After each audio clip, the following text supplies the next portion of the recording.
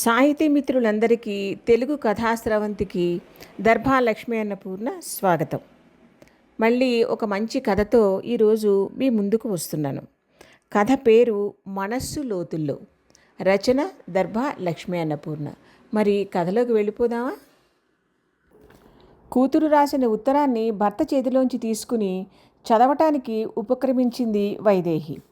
ఉత్తరంలో ఉన్న ప్రతి మాట వివరంగా చెప్పానుగా, మళ్ళీ అంత ఆత్రం ఎందుకో తెలిసే ఆయన భార్యని పరిహాసమాడారు. దాని ఆప్యాయత అంతా ఆ అక్షరాల్లో ఒలకబోస్తుంది కదూ.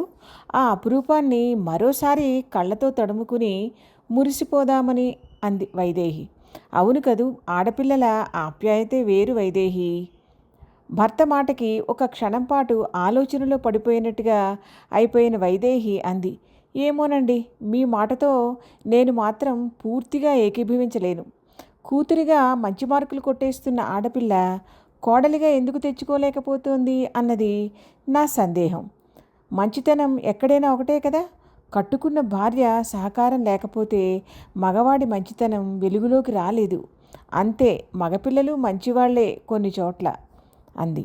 భార్య చెప్పిన మాటలోనూ కొంత నిజం లేకపోలేదనుకున్న రఘురాం గారు చిరునవ్వుతో తల పంకించారు. అప్పటికే ఆ దంపతులకి కోడలితో బోలెడన్ని చేదు అనుభవంలోకి వచ్చేసి ఉన్నాయి. మరి ఆ అనుభవాల్లో కొడుకు చెడ్డవాడు అనుకోవడానికి వాళ్ళ మనసు ఇంకా అంగీకరించటం లేదు. ఇంతకీ ఉత్తరంలోని ముఖ్యమైన సారాంశం ఏమిటంటే, అమ్మాయి ఈ పండక్కి మనల్ని, అన్నా వదినల్ని తన ఇంటికి ఆహ్వానిస్తోంది అనుకున్నారు ఇద్దరు ఏకకంఠంతో. ఇంతకీ నీ కోడలు వస్తానంటుందో రానంటుందో? రఘురాం గారు వైదేహిని ఉడికిస్తున్నట్టుగా అన్నారు. ఎందుకు రాదు? చక్కగా పండగ పూట వడ్డిస్తానంటే అభ్యంతరం ఏముంటుంది? వండి పెట్టాలంటే బాధ కానీ. రఘురాం గారు పకపకా నవ్వేశారు.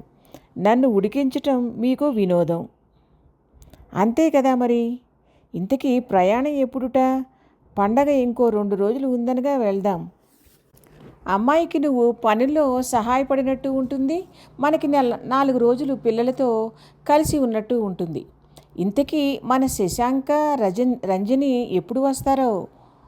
పండగ వేళకి తప్పనిసరిగా ఎలాగూ రావాలిగా. ఇంతకీ ఒక విషయం గురించి మనం మాట్లాడుకోవటం మర్చిపోయాం సుమండి. ఈ కాలంలో ఫోన్లు అవి ఉండగా మన అమ్మాయి మనకి పండక్కి రండంటూ ఉత్తరం రాయటం వైదేహి చిరునవ్వుతో అంది. ఇది మనకేం కొత్త కాదుగా. పేపర్ మీదకి రావటానికి ముందు అక్షరం ఒకసారి హృదయంలోకి తొంగిచూసి మరీ వస్తుందంటుంది. అసలే రచయిత్రి కదా, ఇదంతా తనకి నాయనమ్మ దగ్గర నుంచి వచ్చింది అన్నారు రఘురాం గారు.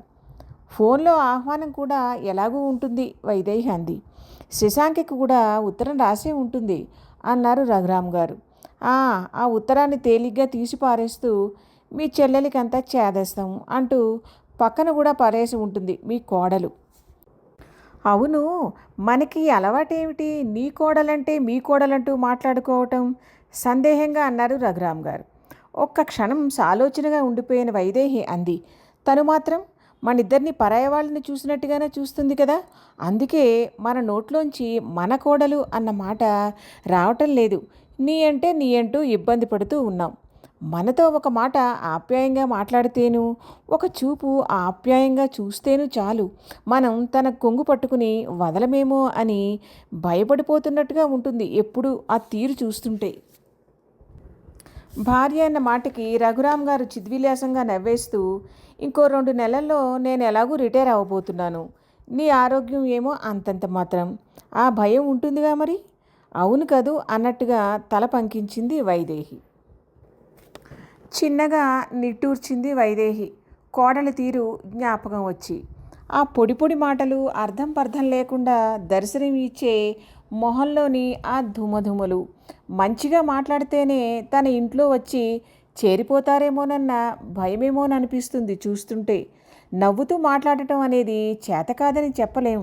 మామగారితోనూ అత్తగారితోనూ తప్ప మిగతా అందరితోనూ బాగానే నవ్వుతూ మాట్లాడుతుంది. ఏమిటో రంజని అమాయకత్వం అనుకుని తనలో తనే నవ్వుకుంటూ ఇక ఆ విషయాన్ని మనసులోంచి పక్కన పెట్టేయడానికి ప్రయత్నించింది వైదేహి. పెద్దవాళ్ళు తామే సర్దుకుపోవాలి తప్పదు అనుకుంటూ. ఆ మర్నాడు రఘురాం గారు కొడుకు ఫోన్ చేసి కనుక్కున్నారు. శ్రావణి ఉత్తరం రాసిందా పండక్కి రమ్మనమని అంటూ. మరి ప్రయాణం ఏర్పాట్లలోనే ఉన్నారా అంటూ. ఉన్నాను నాన్నగారు. తండ్రి అలా అనుమానం ఎందుకు వ్యక్తం చేస్తున్నాడో శశాంకకి బాగానే తెలుసును. కోడల్ని కూడా పిలిచి తను కూడా 4 రోజులు ఉండేలా రమ్మనమని చెబుదాము అనుకున్న రఘురాం గారు ఆ ప్రయత్నం మరుక్షణం విరమించుకున్నారు. శశాంక పిలిచినా కూడా ఫోన్ దగ్గరికి రాదు. ఇంకా సర్ది చెప్పడానికి ఇక కొడుకు నానాపాట్లు పడాలి. ఇలా ఎన్నోసార్లు జరిగింది. రంజని ఈ ప్రవర్తనకి ఆమె తల్లి కూతురికి చెప్పిపెట్టే మాటలు కూడా చాలా మటుకు కారణం అనిపిస్తుంది. పోన్లే, ఎవరెలా ఉంటే ఏమిటిట, మనం మనస్సుకి తీసుకుని బాధపడితేనే కదా కష్టం. అలా తీసుకోకుండా ఆ 4 రోజులు హాయిగా కబుర్లు చెప్పుకుంటూ గడిపేద్దాం అని తీర్మానించుకున్నారు ఇద్దరు. రఘురాం గారి దంపతులు శశాంక రంజనీలు పిల్లలతో సహా శ్రావణి ఇంటికి చేరుకున్నారు. అనుకున్నట్టుగానే రఘురాం వైదేహిలు 2 రోజులు ముందే చేరుకుంటే శశాంక రంజనీలు పండగ రేపనగా ఆ సాయంకాలానికి చేరుకున్నారు. ఇంట్లోకి వస్తూనే శ్రావణి ఇంటి పొందికకి అమరికకి ఇంటి చుట్టూ ఎంతో శ్రద్ధాశక్తులతో చూసుకునే ఆ ఇంటి యజమాని ప్రేమకి పొంగిపోతూ ఆకుపచ్చని కాంతులీనుతున్న తోట, రంజని కళ్ళల్లో సన్నగా భగ్గుమని మెరిసిన ఈర్ష్యపు రేఖ. అయినా దానిని ఏమాత్రం గుర్తించినట్టుగా తన చల్లని స్వచ్ఛమైన చిరునవ్వులతో శ్రావణి అన్నగారికి వదినగారికి పిల్లలకి ఆహ్వానం పలికింది. కూతురిలోని ఆ స్వభావం ఆ తల్లికి కించిత్ ఆశ్చర్యాన్నే కలిగిస్తూ ఉంటుంది. ఇంతటి ఓర్పు నీకెలా వచ్చిందే అని ఆప్యాయంగా ఒకసారి అడిగింది కూడాను. అనుకోకుండా ఒకసారి ఆ లోతుల్లోకి వెళ్తే దాని రుచి బాగా తెలిసి వచ్చింది. ఇంకా వదలబుద్ధి కాలేదు. మనిషి స్వార్థపరుడు కదూ, తనకి సుఖాన్నిచ్చేదాన్ని వదులుకుంటాడా మరి అని మనోహరంగా నవ్వేసింది శ్రావణి. ఇటువంటి స్వార్థం అందరికీ ఉంటే బాగుంటుంది అంది వైదేహి తృప్తిగా. తన పెంపకంలో పెరిగిన పిల్ల మనసు దివ్యంగా పరిమళిస్తూ ఉంటే ఏ తల్లికి సంతోషంగా ఉండదు? అలా అని అందరి విషయంలో అలా అనుకుంటే అది పొరపాటే మరి. రంజని వాళ్ళ అమ్మ అయితే కూతురి మనసు అలా పరిమళిస్తే ఒప్పుకోదు. నీ తెలివి తెల్లారన్నట్టే ఉంది అని కూతురి తల మీద ఓ మొట్టికాయ ముడుతుంది. చిన్నప్పటి నుంచి అలాంటి మొట్టికాయలు తిని తినే రంజని ఇప్పుడు ఈ స్థితికి చేరుకుంది. ఎవరి మాట ఎలా ఉన్నా పిల్లలు నలుగురు మాత్రం అరమరికలు లేకుండా కలిసిపోయి తమ కాలేజీ కబుర్లు చెప్పుకున్నారు. మొహంలో అంత ప్రసన్నత లేకపోయినా ఉన్న 2 రోజులు రంజని ఆడబొడుచు వెంటే తిరిగింది. కొన్ని కబుర్లు, కొన్ని కూపీలాగటాలు. శ్రావణి వాళ్ళ ఎక్కడెక్కడ పెట్టుబడులు పెడుతున్నారు, అసలు తండ్రి ఆస్తిలో వాటా కోరుకోవటంలో ఆమె ఏం ఆలోచిస్తోంది అన్న ఇత్యాది విషయాలు తెలుసుకోవాలన్న ఆత్రంలో. పండగ నాడు ఒక తీపి, ఒక కారం, పెద్దవాళ్ళకి నచ్చే ఒక కూర, పిల్లలకి నచ్చే ఆలుగడ్డ కూర, పచ్చడి, పప్పు పులుసులతో షడ్రసోపేతమైన భోజనం ఏర్పాటు చేసింది శ్రావణి. వైదేహి సహాయం ఉండనే ఉంది. రుచికరమైన భోజనం ఏర్పాటు చేయడమే కాకుండా ఆ భోజనాన్ని ఆహ్లాదకరంగా ఆరగించేలా ఆహ్లాదకరమైన వాతావరణం ఏర్పాటు చేయడంలో కూడా ప్రత్యేక శ్రద్ధ తీసుకుంది శ్రావణి. ఆ సాయంకాలం దగ్గరలోనే ఉన్న వేణుగోపాలస్వామి ఆలయానికి అందరినీ తీసుకుని వెళ్ళి ఆయన దివ్య మనోహర రూపాన్ని దర్శింపజేసింది.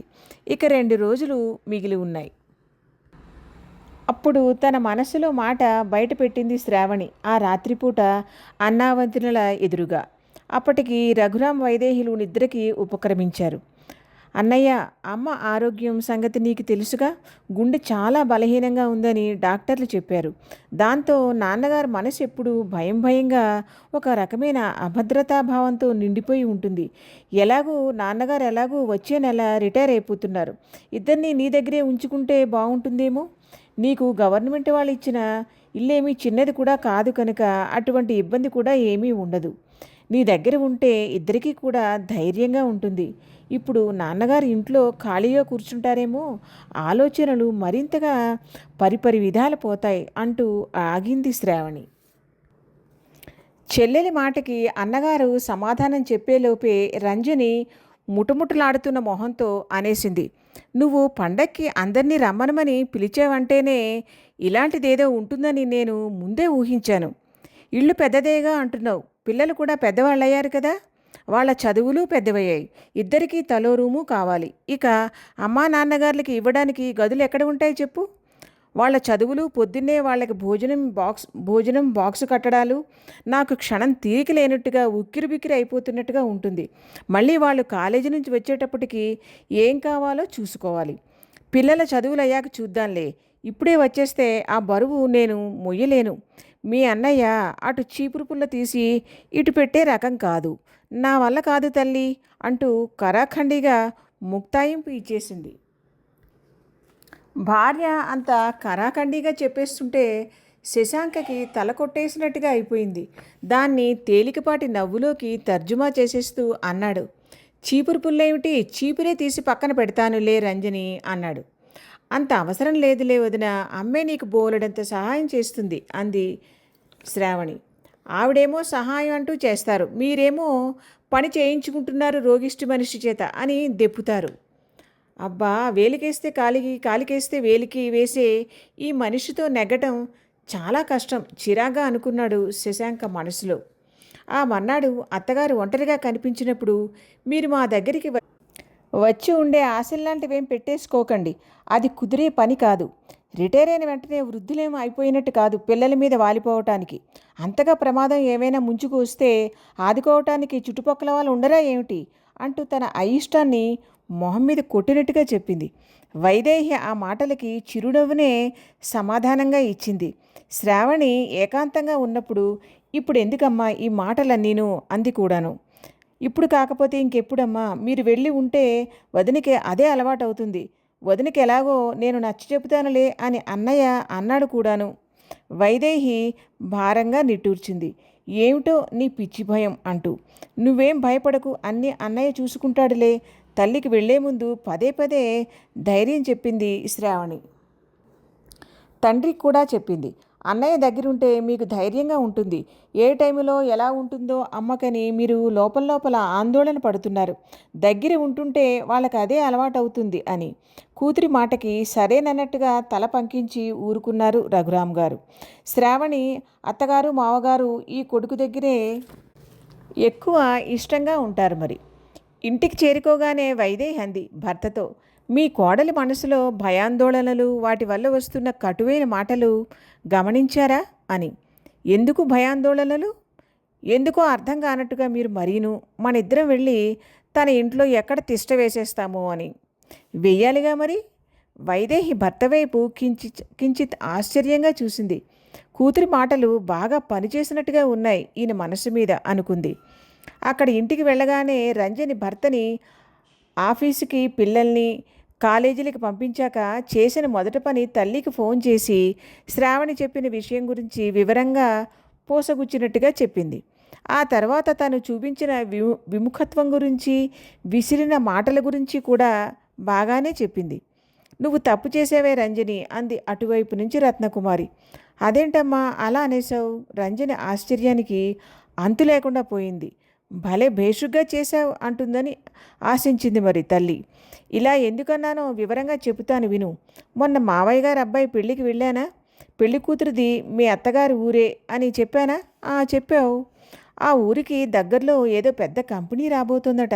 అక్కడ ఇళ్ల ధరలు, స్థలాల ధరలు ఆకాశాన్ని అంటుతున్నాయట.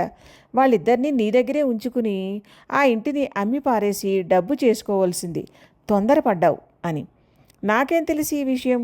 నువ్వు అక్కడి నుంచి రాగానే ఈ విషయం ఫోన్ చేసి చెప్పొద్దు. తల్లి మీద కస్సుమన్నట్టుగా లేచింది రంజని. వచ్చినప్పటి నుంచి మీ నాన్నకి మెడికల్ టెస్టులంటూ తిరుగుతూనే ఉన్నాను. ఆ హడావిడిలో మర్చిపోయాను. అయినా ఇప్పుడు కొంప మునిగిపోయింది ఏముందిలే. కాస్తంత మెత్తగా మాట్లాడుతూ రమ్మన్నామంటే వచ్చి వాలిపోతారు. ఆ తర్వాత ఆ ఇల్లు కాస్త అమ్మించి ఇక్కడ ఫ్లాట్ కొనిపిస్తాను. ఆ తర్వాత వాళ్ళని బయటికి సాగనంపుతాను. రంజని విషపు నవ్వు సెగలు చిమ్మింది ఆ పరిసరాల్లో. ఇదంతా మీ ఆయన జరగనిస్తాడనే? మొండివాడిని రాజే ఏం చేయలేడంటారు, ఇక మొగుడేం చేయగలడు? శభాష్ అన్నట్టుగా నవ్వుతూ అంది రత్నకుమారి. ఇంకో 10 రోజులయ్యాక ఏదో నెపం పెట్టుకుని ఇక్కడికి రా. ఇద్దరం మీ ఊరు వెళ్ళి అసలు ఎంత రేటు వస్తుంది, ఇల్లు ఏ కండిషన్లో ఉంది అన్నీ వివరంగా చూసుకుని వద్దాం. ఇక్కడి నుంచి దగ్గరేగా ఆ ఊరు అంది రత్నకుమారి. సరేనంది రంజని సంతోషంగా. ఆ శుభముహూర్తం రానే వచ్చింది. తల్లి కూతుళ్ళిద్దరూ ఆ ఊరు చేరుకున్నారు. ఆ ఇంటి దగ్గరికి వచ్చారు. ఆ ఇంటికి పెయింటింగ్ వర్క్ జరుగుతున్నట్టుగా అర్థం అయింది. అద్దెకున్న వాళ్ళు రంగులు వేయించుకుంటున్నారేమో అనుకున్నారు ఇద్దరు. అంతకు మించి వాళ్ళ ఆలోచనలు ముందుకి వెళ్ళలేదు. ఆ ఇంటికి మొత్తం మీద ఓ 2-3 సార్లు వచ్చిందేమో రంజని ఏదో సందర్భం మీద. ఏవో పెయింటింగ్ పనులు నడుస్తున్నాయిగా, ఇంట్లో అద్దెకున్న వాళ్ళు కూడా హడావిడిగా ఉంటారు, వెళ్ళిపోదాం వెనక్కి అనుకుంటున్న కూతుర్ని విసుక్కుంటూ ఇక్కడి దాకా వచ్చి లోపలికి వెళ్ళి చూడకపోవటం ఏమిటి అంది రత్నకుమారి. సరే పద, అయినా ఇప్పుడు ఈ ఇంటిని బ్రోకర్కి చూపించి దీనికి రేట్ ఎంత వస్తుంది అని అడగబోవటం లేదుగా మనం అంది. ఆ విషయం వెళ్లే ముందు ఎలాగూ కనుక్కుని వెళ్తాం స్థిరంగా పలికింది రత్నకుమారి గొంతు. ఇద్దరూ అలా అనుకుంటూనే గేట్లోంచి లోపలికి వెళ్ళారు. పనివాళ్ళు అటు ఇటు తిరుగుతూ ఉండటం వల్ల గేటు కూడా తెరిచే ఉంది. లోపలికి వెళ్ళిన ఇద్దరు హాల్లో కుర్చీలో కూర్చుని కాఫీలు తాగుతున్న వాళ్ళని చూసి ఒక్కసారిగా షాక్ అయిపోయారు. మరి అక్కడ కూర్చుని కాఫీ తాగుతున్నది రఘురామ్ గారు, వైదేహి. ఇద్దరికీ ఏం మాట్లాడాలో తోచక ఒక్క క్షణం పాటు అయోమయంగా అయిపోయినట్లుగా అయిపోయారు. రఘురామ్ గారు, వైదేహిల పరిస్థితి కూడా ఇంచుమించుగా అలాగే అయిపోయింది వాళ్ళిద్దరినీ అక్కడ చూసి. ఎవరు ఎవరిని అక్కడ ఉంటారని ఊహించలేదు మరి. మొట్టమొదటగా ఆశ్చర్యం నుంచి తేరుకుంటూ వైదేహి అంది, రా రంజని. రండి వదిన గారు, మీరు ఇక్కడ అంటూ సందేహంగా ఆగిపోయింది. మా బాబాయ్ గారిది ఈ ఊరేనని మీకు తెలుసుగా, ఆయనకి ఒంట్లో బాగుండలేదని చూడటానికి వచ్చాం. ఆయనకి రంజని అంటే చాలా ఇష్టం చిన్నప్పటి నుంచి. ఒక్కసారి చూసి వెళ్దువుగాని రమ్మన్నాను. నేనే రంజనిని. మంచిది, పెద్దవాళ్ళ అభిమానాన్ని గౌరవించాలి అంది వైదేహి. ఇద్దరూ కుర్చీలో కూర్చున్నారు. మంచినీళ్ళు కావాలా అని అడిగి, ఉండండి మీకు కూడా కాఫీ తీసుకువస్తాను అంటూ వైదేహి లోపలికి వెళ్ళటంతో రంజని, రత్నకుమారి ఆశ్చర్యంగా ఒకరి మొహాలు ఒకరు చూసుకున్నారు. ఈవిడ వంటింట్లోకి వెళ్ళి కాఫీ తీసుకువస్తాననటం ఏమిటి? ఇంట్లో అద్దెకున్న వాళ్ళు ఉండగాను అన్న సందేహంతో. అద్దెకున్న వాళ్ళు ఖాళీ చేశారేమో, కొత్త వాళ్ళకి అద్దెకివ్వటానికి రంగులు వేయిస్తున్నారల్లే ఉంది. ఒకసారి ఇల్లు చూసుకున్నట్టు ఉంటుందని కూడా వచ్చి ఉంటారు అనుకుంది రత్నకుమారి. ఇల్లంతా ఖాళీగా ఉంది. అద్దెకున్న వాళ్ళు ఖాళీ చేసినట్టుగా ఉన్నారు. కొత్త వాళ్ళకి ఇవ్వడానికి పెయింట్లు వేయిస్తున్నారల్లే ఉంది రత్నకుమారి అంది. అవును, కొత్త వాళ్ళకి అద్దెకిద్దాం అనుకుంటున్నాం. ఆ కొత్త వాళ్ళు ఎవరో కాదు, మేమే. వంటింట్లోకి వెళ్ళి స్టవ్ మీద కాఫీ పెట్టిన వైదేహి భర్త మాట విని చప్పున బయటికి వచ్చింది. చెప్పేశారేమిటి అసలు విషయం అప్పుడే అంటూ. చెప్పేశాను. మంచి మాట ఎంత తొందరగా చెబితే అంత మంచిదని, అందులోనూ మన కోడల్ని సంతోషపెట్టడానికి. చూశావా, అనుకున్నంత అయింది, కొంప మునిగింది అన్నట్టుగా చూసింది కూతురు వైపు ఒక్క క్షణం రత్నకుమారి. రంజని ఓడిపోయిన దానిలా తల దించుకుంది. అయ్యో, ఈ పెద్ద వయసులో పిల్లలకి దూరంగా మీ ఇద్దరు ఇక్కడ ఉండటం ఏమిటండి? మీ కోడలి మాటల్ని అంతగా పట్టించుకోకండి, ఏదో చిన్నతనం అంది రత్నకుమారి. చిన్నతనమా? మనస్సుగా శరీరానికా? మనస్సులో అనుకున్నారు రఘురామ్ గారు. మీరు రాకూడదని ఏం కాదు అమ్మాయి ఉద్దేశం. అంత చాకచక్యంగా అన్నీ చక్కబెట్టుకోగలనో లేనోనన్న భయం అంతే మళ్ళీ అంది రత్నకుమారి. మీ అమ్మాయి భయం ఏమిటో మాకు స్పష్టంగా అర్థం అయిపోయిందిలేండి, కానీ పిల్లలు కూడా కంగారు పడి అంత భయపడిపోకూడదు. ఉండండి, కాఫీ తెస్తాను, తాగుతూ అన్నీ వివరంగా మాట్లాడుకోవచ్చు అని వైదేహి లోపలికి వెళ్ళి వీళ్ళిద్దరికీ కూడా తీసుకువచ్చింది కాఫీ. ఇప్పుడు వివరంగా మాట్లాడుకుందాం. మే ఇద్దరం కూడా అక్కడికి వస్తే మీ ఏకాంతానికి, అంటే మీ కుటుంబ ఏకాంతానికి భయం కలుగుతుందనే కదా? మాకు అంతే కదా. మేము వచ్చి మీతో ఉంటే మా ఏకాంతానికి భంగం వాటిల్లదు.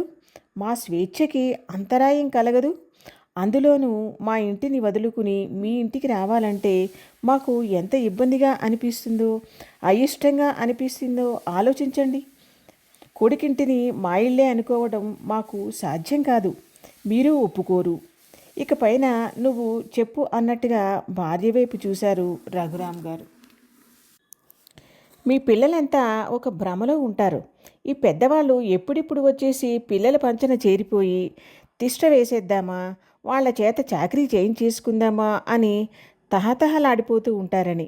కానీ అది తప్పు. ఏ మనిషికైనా ఎవరి మీద ఆధారపడకుండా తన కాళ్ళ మీద తను ఆధారపడే బ్రతకాలని ఉంటుంది. నా ఇంట్లో నాకు ఓపిక ఉన్నప్పుడు లేచి హాయిగా తిరుగుతాను. లేని రోజున స్వేచ్ఛగా మంచం మీద నడుము వాలుస్తాను. అదే కొడుకింట్లో ఉండి నడుము వాల్చాలంటే కోటి సందేహాలు. ఇష్టం ఉన్నా లేకపోయినా లేచి తిరగవలసి వస్తుంది. ఈ వయసులో అది ప్రాణ సంకటంగా ఉంటుంది. ఇలా మా స్వేచ్ఛని పణంగా పెట్టవలసిన అంశాలు ఎన్నో ఉంటాయి. ఓపిక బాగానే ఉంది కదా, అందరికీ వండి పెట్టొచ్చు కదా అనిపిస్తుంది పిల్లలకేమో. కానీ మాకు ఒక్కోసారి ఏ పని చేయాలనిపించదు. వయస్సుతో పాటు మనసులో కూడా ఒక్కోసారి ఉత్సాహం ఉండదు. ఏదో మా ఇద్దరికి అంటే కాస్తంత వండుకుని తింటాం, అదో స్వేచ్ఛ. మీ ఇంట్లో ఉండి మీకోసం కూడా వండి పెట్టలేక వండకపోతే మీరు ఏమనుకుంటారోనన్న ఒత్తిడి, ఘర్షణ మనస్సులో. ఇది మాకు ఇబ్బంది కాదు. మాకు మాత్రం సుఖం, స్వేచ్ఛ ఎక్కడ ఉంటాయి? ఇవన్నీ వదులుకుని మీ దగ్గరికి వచ్చి ఉండిపోవాలనుకుంటాం అని మీరెందుకలా భయపడిపోతారు? పోనీ ఆ భయాన్నేదో మనసులో దాచుకోవడం కాదు, మమ్మల్ని ఏదో బలవంతంగానైనా ఆపాలన్నట్లు సూటిపోటి మాటలు, ఒక్కసారి నేరుగానే విదిరింపులు. వైదేహి ఆగి భర్త వైపు చూసింది.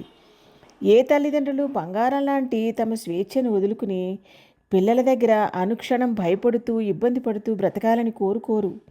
ఊరికే పిల్లల అనవసర భయం తప్ప. రఘురామ్ గారు అన్నారు. కాసేపు నలుగురి మధ్య నిశ్శబ్దం. రంజనికి అవునా అన్న ఆశ్చర్యంతో పాటు ఆనందంతో మనసు ఉక్కిరిబిక్కిరి అయిపోతున్నట్టుగా ఉంది. వీళ్ళకి తన ఇంటికి వచ్చి వాలిపోవటం చాలా ఇష్టమేమోనని, ఎప్పుడెప్పుడు వచ్చి వాలిపోదామా అని ఎదురు చూస్తున్నారని అనుకుంది. మళ్ళీ రఘురామ్ గారు చెప్పడం మొదలుపెట్టారు. మా జీవితాల్లో అది సాధించాలి, ఇది సాధించాలి అన్న లౌకికమైన పరుగులు పెట్టే అధ్యాయం ముగిసిపోయింది. ఇక ప్రశాంతంగా నెమ్మదిగా ఆ భగవంతుడి గురించి ఆలోచిస్తూ ఆయన గురించి తెలుసుకోవటమే మాకు ఆనందం. మీ హడావిడి జీవితాల మధ్యలో అందుకు కావలసిన ఏకాంతం మాకు దొరకడం కూడా కష్టం. మనస్సుని ఎంత దూరంగా ఉంచుదాం అన్నా కుదరదు. మీ ఆత్రాలు, నిరుత్సాహాలు, ఉత్సాహాలు, వీటి సందడి మా మనస్సుని తాకుతూనే ఉంటాయి. ఆ అలజడిని తప్పించుకోవటం కష్టమే అవుతుంది కూడా. రఘురామ్ గారు చెప్పటం ఆపారు. ఇంకో విషయం అన్నిటికన్నా ముఖ్యమైంది. మా అంతట మేము ఉంటే ఇంకా వయస్సు మీద పడినట్టుగా ఉండదు. ఉత్సాహం ఎక్కువ ఉంటుంది. మా పనులన్నీ మేము స్వయంగా చేసుకుంటాం. ఇవన్నీ ఒక ఎత్తైతే ఇక ఆరోగ్యం పూర్తిగా తగ్గి శరీరం సహకరించినప్పుడు మాత్రం మీ అండ ధైర్యాన్ని, బలాన్ని ఇస్తుంది. అప్పుడు ఇంకా మీకు ఇష్టం ఉన్నా లేకపోయినా మీ పంచన చేరక తప్పదు. దానికి ఇంకా చాలా కాలం ఉందిలే. అదే సంగతి మరి. మీ మావగారు రిటైర్ అయిపోయాక ఇక్కడికి వచ్చేస్తాం అన్నమాట. వైదేహి ముక్తాయం పీల్చింది. రంజనికి అడ్డంగా దొరికిపోయిన దొంగల తలదించుకోక తప్పలేదు మరి. కానీ మనస్సులో పేరుకున్న కల్మషం ఏదో ఇక వెళ్ళిపోవచ్చునా అని ప్రశ్నిస్తున్న ఓ భావన కలిగింది. సమాప్తం. మరి శ్రోతలు నా అభిప్రాయంతో ఏకీభవిస్తున్నారా లేదో కామెంట్స్లో చెప్పండి మరి.